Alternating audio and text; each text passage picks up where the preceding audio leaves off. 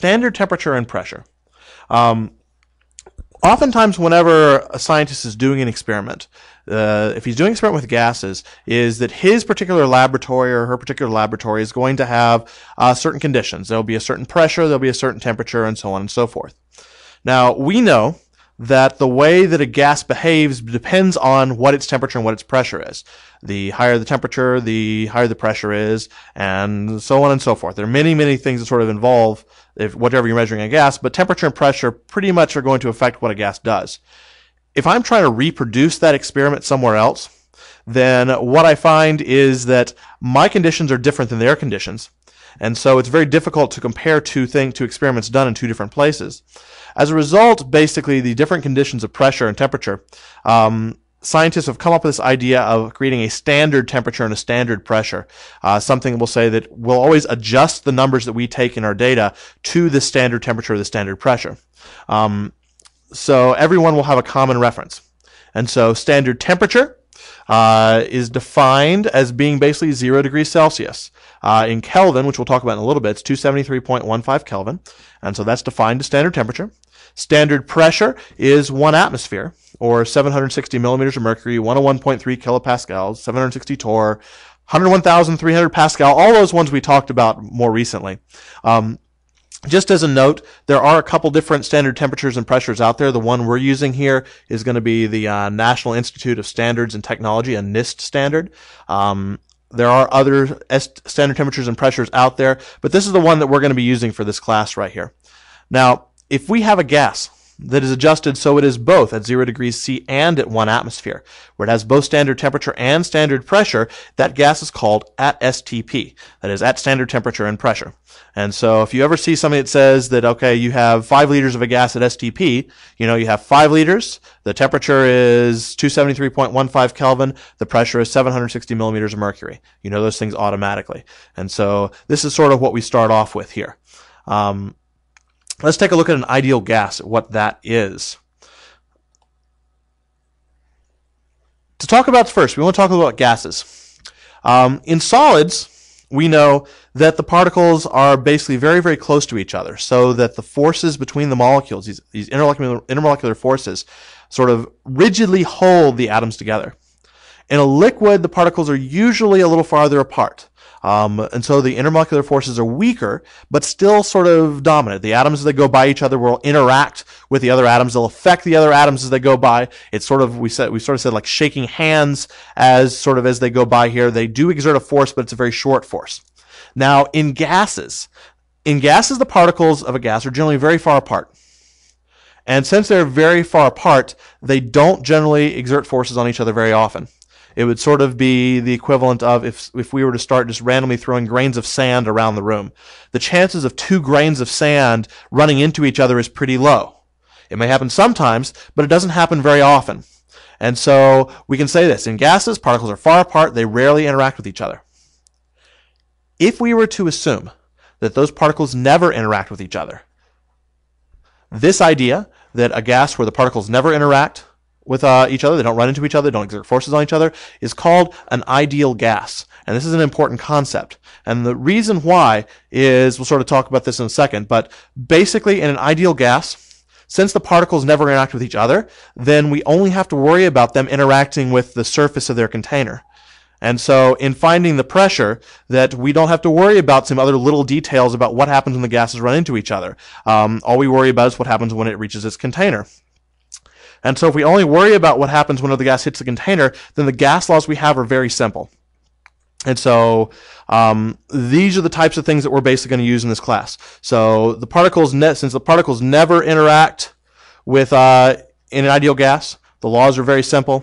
And so we're going to use gas laws that assume an ideal gas in this class because of the simplicity and the fact that, as we said before, in most everyday gases, the particles are far apart and they don't interact very often.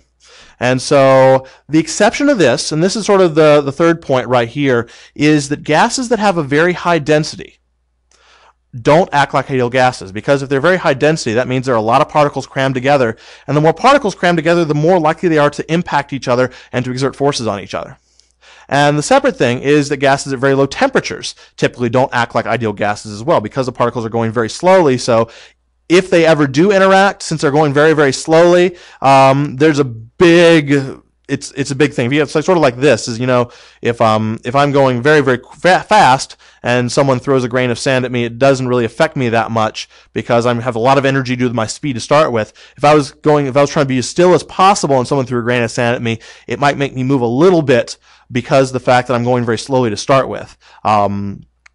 And so gases that have very high densities or very low temperatures are not ideal gases. And so the ideal gas laws that we'll talk about here, all the gas laws we're going to talk about in this class, don't work for those types of gases. But for everyday gases, like the air that's in your room, and or ones with high temperatures or low densities, then these gas laws work very well, and we can assume that the gas is basically an ideal gas.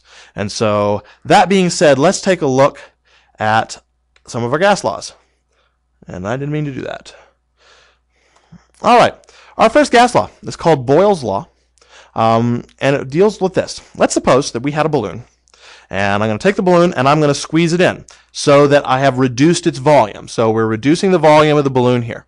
And the question is, what happens to the pressure? And so if I squeeze a balloon in, then the particles are going to be closer together. If the particles are closer together, then it means that there'll be more impacts with the surface. And if there are more impacts with the surface, then we'll have a higher pressure. And so we could sort of say this, is if I start off with sort of a certain balloon, it has a volume of one thing, a pressure of another thing. And if I take the volume and I make the volume go down, then the pressure in response is going to go up. Now, this means that pressure and volume are inversely proportional.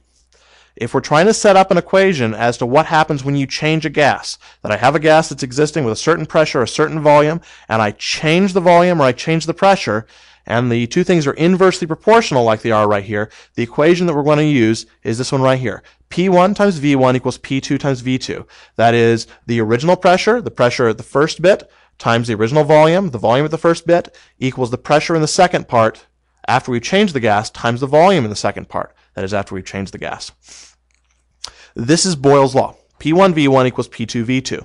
And so if we said that we start off here with a gas that has a pressure of, we'll say, 10 atmospheres, and we start off with and it has a volume of 2 liters. And let's say that what we're going to do is we're going to squeeze the gas in so it now afterwards only has a volume of 1 liter. So we have sort of like before here, and we have after right here. And we're trying to find the before and the after. What we do is we say, okay, what's the pressure before? That's P1. Pressure before is 10 atmospheres. Times, what's the volume before? The volume before is 2 liters. So we've got that here. This is going to equal the pressure after. Well, we don't know what the pressure afterwards is. That's what we're trying to find. So we say P2 right here times the volume afterwards. That's 1 liter. And so doing this, we say 10 times 2 is 20. So 20 equals basically P2 times 1, so it's P2. And so in this case, the pressure must be 20. The unit's going to be atmospheres because liters canceled on both sides. I only have atmospheres remaining. And so that's basically how Boyle's law works. For Boyle's law, we can use any unit of pressure or volume that we want to. The only thing is that whatever you use for your pressure on one side has to be the same unit as the pressure on the other side. And whatever unit of volume used on one side has to be the same unit of volume on the other side. If I want to use my pressure in torr over on this side, I just have to use torr over here. If I use even non-standard, non-metric units, like I could use gallons for volume here, and if I did that, I just have to make sure it's gallons over here on the other side. And so basically that's how Boyle's law works. As the temperature decreases, temperature of a gas decreases, the kinetic energy of the particles is going to be lower. That means the particles are going to be moving more slowly. And so when they hit the sides of the container, they're not going to put as much of a force because they're moving slower. And if the force is lower, that means the pressure is lower. So as the temperature of a gas decreases, the pressure decreases. So what happens if the temperature is 0? Normally, 0 means like none, right? And so if we had no temperature, wouldn't that sort of imply we had no pressure? But it's pretty clear that, the temperature can be 0 degrees outside and we don't all suffocate because there's no air pressure. There's certainly still air pressure there. And so we sort of got a little bit of a problem. In addition, what happens if the temperature is negative? What does it mean to have a negative temperature? I mean, the particles are moving negatively? That doesn't really make much sense. there's sort of a problem with the temperature scales that we use normally. When you look at Fahrenheit and Celsius, is that Fahrenheit, Celsius are what we call relative temperature scales. And so a relative temperature scale is basically one that is, the numbers that are there are relative to some other number. In this case, 0 degrees. On the Fahrenheit scale, 0 degrees is picked because it's a particular temperature of a saltwater mixture, salt-ice mixture. And so that's why they pick that. For Celsius, 0 degrees is the freezing point of water. Those zeros, while they have a reason why they're picked, really have nothing to do with the actual movement of molecules. The freezing point of water is not the point where all motion of molecules stops. So it really isn't a true zero temperature. A zero thermodynamic temperature is the technical term for it. And because of this, to show that these temperature scales, that Fahrenheit and Celsius are not absolute temperature scales, ones where 0 actually means 0 temperature, is that they use degrees. That's the reason why you have, degrees Celsius or degrees Fahrenheit. It's basically saying that this is a comparison to something else. It's a relative temperature. The 0 is arbitrary, and what this means is that we cannot use Fahrenheit and we cannot use Celsius in any gas calculation that we have. Never, ever, ever. And I'll show you why in just a second, but you can never use Fahrenheit or Celsius in any gas calculation. We need a different scale. We need a scale where the 0 on that scale is actual thermodynamic 0, that the particles are moving as slowly as they can. They can't go any slower. And the scale we're going to use in this is basically called the Kelvin scale. And so Kelvin is an absolute temperature scale. And so we just say K. We don't say degrees K, just K. And so, you'd say, if you say 32 degrees Celsius, but you'd say 32 Kelvin. No degrees whatsoever. And so never degrees K right there. In this class, and in fact in general, you're always going to use Kelvin in any gas calculations. If it says temperature, use Kelvin. If it gives it to you in Fahrenheit, you got to convert it to Kelvin. You have to use Kelvin. I can't really say that enough. That if you use something else, your calculation will be wrong. 0 in the Kelvin scale is what's called absolute 0. There's no way to get any lower. It is as slow as the particles can go. The lowest energy that those particles can have. They can't get any lower. And so as a result, basically it will correspond to the lowest possible pressure. And so because the particles are moving as slowly as they can, they'll hit the walls as slowly as they can, and they'll put the least possible force and therefore having the least possible pressure. And so we're always going to have to use the Kelvin scale. But how do we know what to use on the Kelvin scale? If I'm given a temperature and I'm told it's 56 degrees Celsius, what is that in Kelvin? We need to be able to convert. And so that's what we'll look at next. How do we convert? And so to do that, let's take a look at a scale here. What we've got here are some nice things. We have the boiling point, the freezing point, absolute 0 for our 3 temperature scales, Fahrenheit, Celsius, and Kelvin. And so to start with, let's start with a freezing point. And so for freezing point from the Fahrenheit scale is simply 32 degrees. Freezing point on the Celsius scale is 0 degrees, like that. And we'll worry about Kelvin in a little. Well, actually, we'll go ahead and do this here. The freezing point on the Kelvin scale is 273.15 Kelvin, right there. The boiling point of water on Fahrenheit is 212 degrees.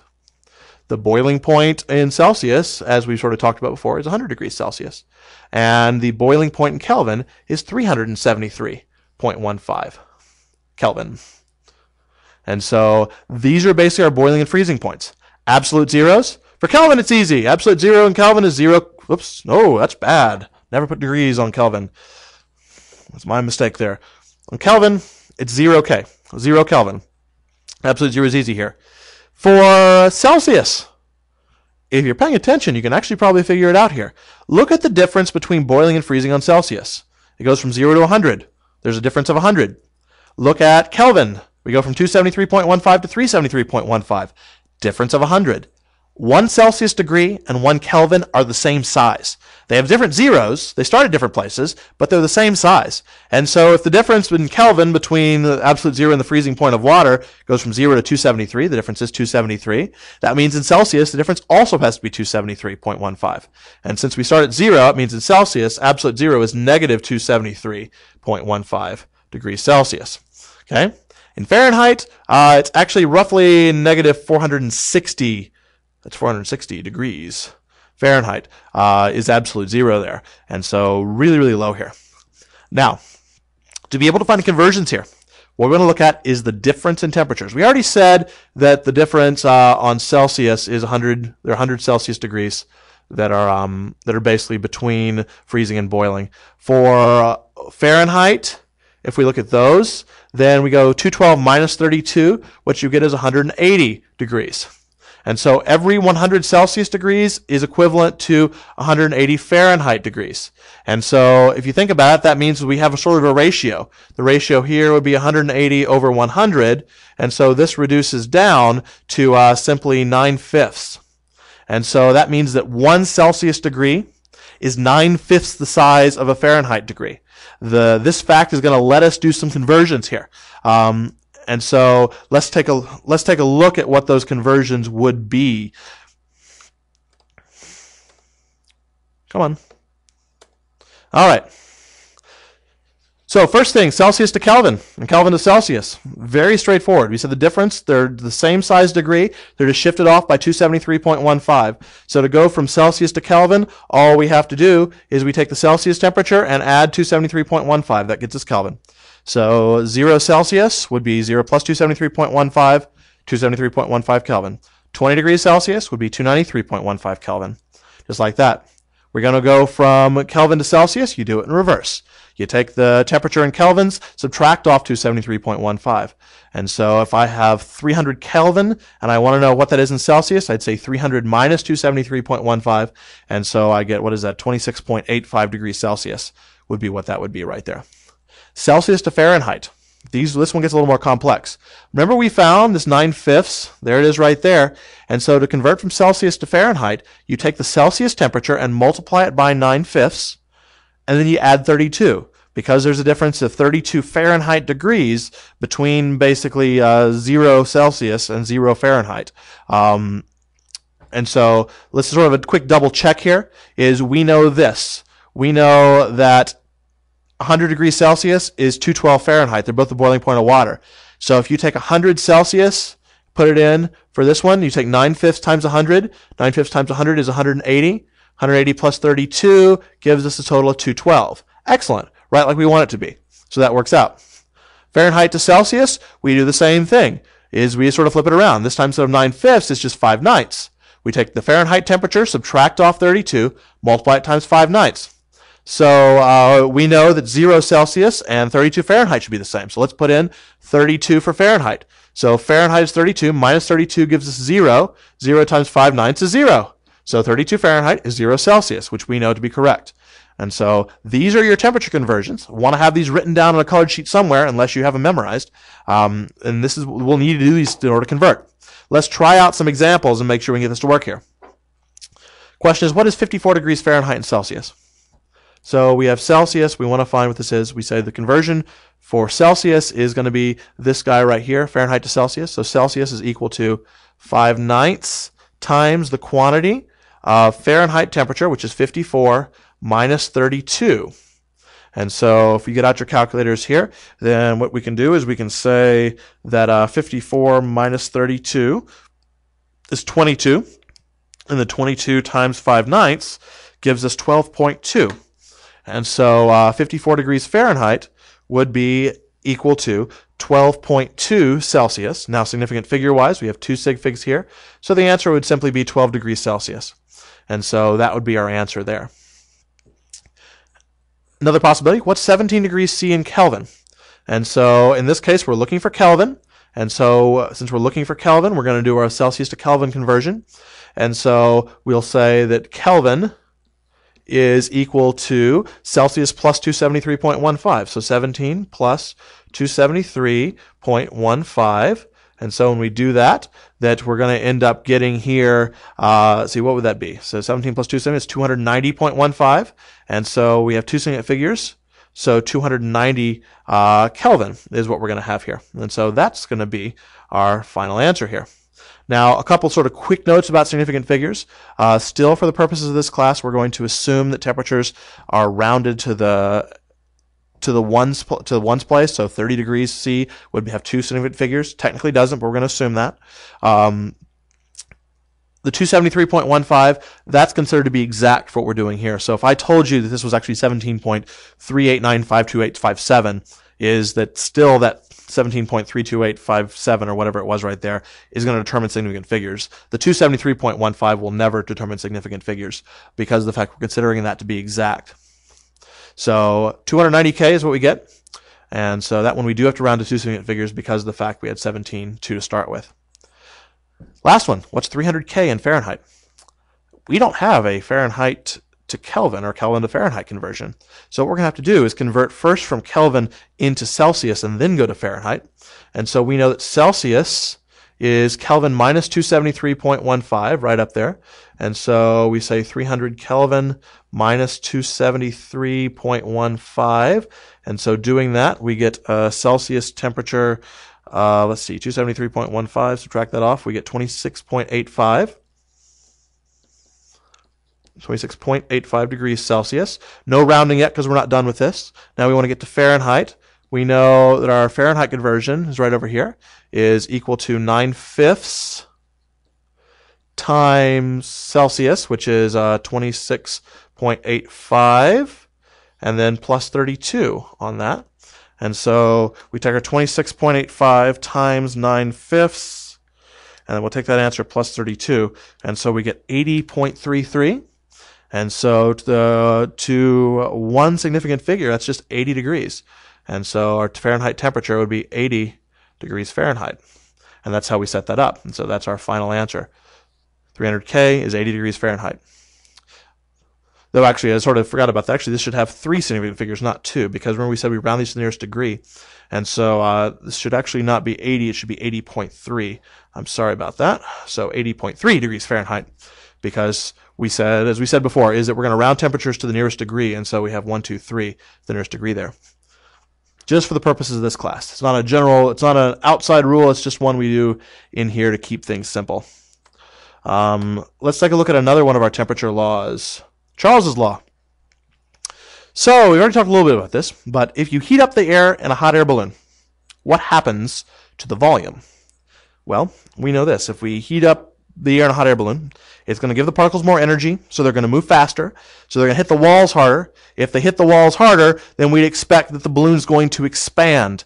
And so that we would say then that as the temperature goes up, we could expect that the volume would also go up, which means these two are directly proportional to each other. And if they're directly proportional to each other, the equation we have to use is the one that you see on your screen here. This is Charles's law. V1 over T1 equals V2 over T2. This works exactly the same way as Boyle's law did, in that V1 and T1 are the original volume and the original temperature, and V2 and T2 are the final volume and the final temperature. Same as before, we can use whatever unit of volume we want to. So V1 could be in liters, and if V1 is, then V2 has to be in liters. V1 could be in gallons. If it is, V2 has to be in gallons. V1 can be in cubic centimeters. If so, V2 has to be in cubic centimeters. However, as we said in the previous section, the temperature has to be in Kelvin. Always in Kelvin. You have no choice on this matter. Is that if you are given the temperature in Celsius, you have to convert it to Kelvin first. And only Kelvin can be used for your temperatures here. And so if I were to say something like, if we know that we have a 3-liter container at a temperature of 30 degrees Celsius, then the temperature is taken up to 60 degrees Celsius. The question is, what is the volume? One, we're going to have units of liters, but what we're going to have to do here is we say the original volume, V1, is 3 divided by the original temperature. We cannot use 30 degrees Celsius. We're going to have to convert it to Kelvin. To convert it to Kelvin, we add 273.15, so we get 303.15.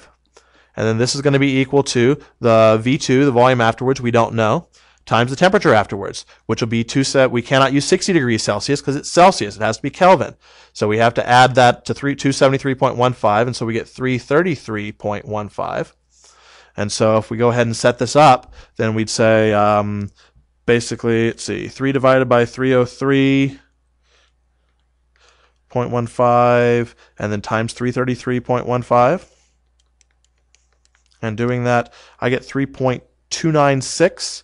And so the volume that we get here for V2 Significant figure-wise, I had just 1 for my 3 liters to start with here, and so we'd have only 1 here, so we'd actually just get 3. And so 3 liters. There wasn't a whole lot of change in the volume.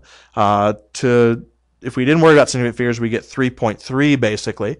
And so you can see there was a change in the volume here. It was just less than what we could tell based on the significant figures that I gave you here. So the final answer that you need to put down would be 3 liters. So it really doesn't change that much between 30 and 60 degrees Celsius. But you can sort of see that we have to use Kelvin. Those Kelvin temperatures are mandatory. No choice on that. This is Gay-Lussac's law.